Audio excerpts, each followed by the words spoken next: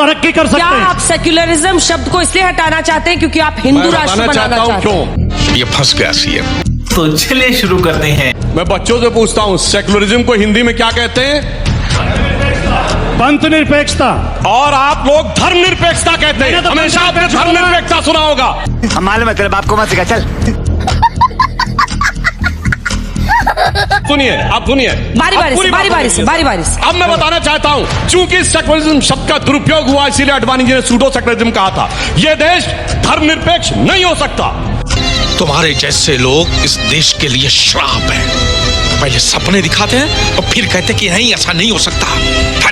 क्योंकि लोकसभा के आप स्पीकर गलत कह रहे हैं, ये देश धर्मनिरपेक्ष है और हो सकता है। अब देखिए, अभी आप नहीं, इनसे कह रहे थे गलत पॉइंट कह रहे हैं। अभी आप बोल रहे थे, अब देखिए आ गया जरा सा कमजोर पॉइंट आ गया आगे बीच में। गलत बात, संविधान विरोधी बात कह रहे हैं। अब सुन, तू चुप रहे बाबा, तू चुप रहे। अब सुनिए, अगर ये देश धर्मनिरपेक्ष नहीं है तो हिंदू धर्म है, हिंदू पंथ मजहब नहीं है। सुप्रीम कोर्ट के एम्बलम पे लिखा है यतो धर्मस्ततो जया। ये धर्म प्राण देश है। इन्होंने सेक्युलरिज्म की आड़ में इसे धर्मनिरपेक्ष करने का प्रयास किया। ये क्या हो गया? ये क्या सुन रहा हूं मैं? अब मैं बताना चाहता हूं, संविधान में समाजवाद, सेक्युलरिज्म और हिंदू तीनों ही शब्द इसलिए नहीं रखे गए क्योंकि तीनों भारत की पहचान है। ठीक है, सिर्फ हिंदू ही समाजवादी है। कैसे? सिर्फ मंदिरों में आपको भंडारा मिलता है और लंगर मिलता है। बताइए दुनिया में कौन से दूसरे मजहब के केंद्र है जहां फ्री का खाना मिलता हो?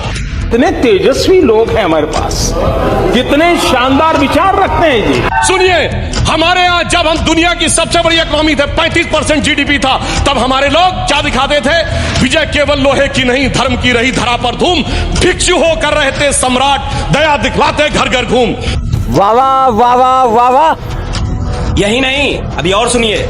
एक पंक्ति में कहना चाहूंगा, होकर स्वतंत्र मैंने कब चाहा मैं कर लूं जग को गुलाम। मैंने तो सदा सिखाया है करना अपने मन को गुलाम। गोपाल नाम के नामों पर कब मैंने अत्याचार किया, कब दुनिया को हिंदू करने घर घर में नरसंहार किया। कोई बतलाए काबुल में जाकर कितनी मस्जिद तोड़ी। भूभाग नहीं शत मानव के हृदय जीतने का निश्चय। हिंदू तन मन हिंदू जीवन, रग रग हिंदू मेरा परिचय। चुप, बिल्कुल चुप।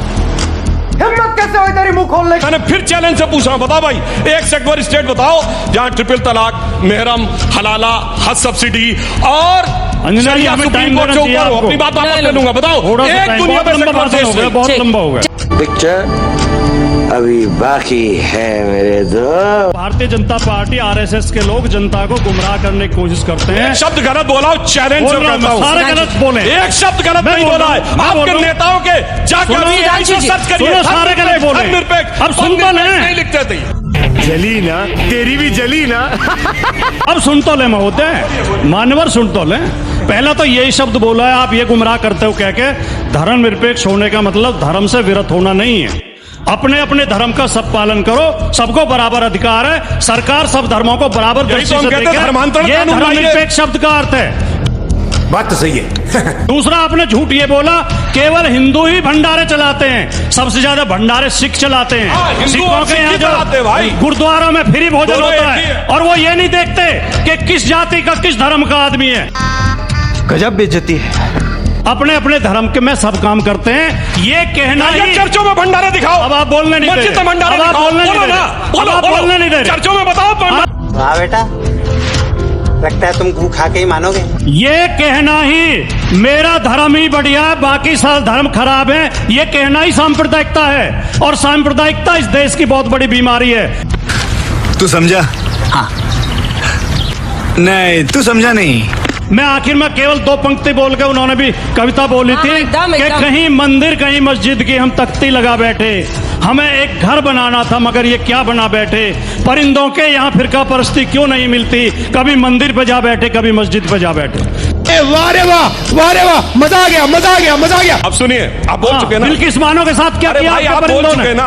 और इमराना के साथ क्या हुआ था? इनकी सरकार थी, एक मुस्लिम लड़की थी इमराना, उसके ससुर ने उससे बलात्कार किया तो मौलवी ने फतवा दे दिया कि आपसे अपने ससुर की पत्नी और पति की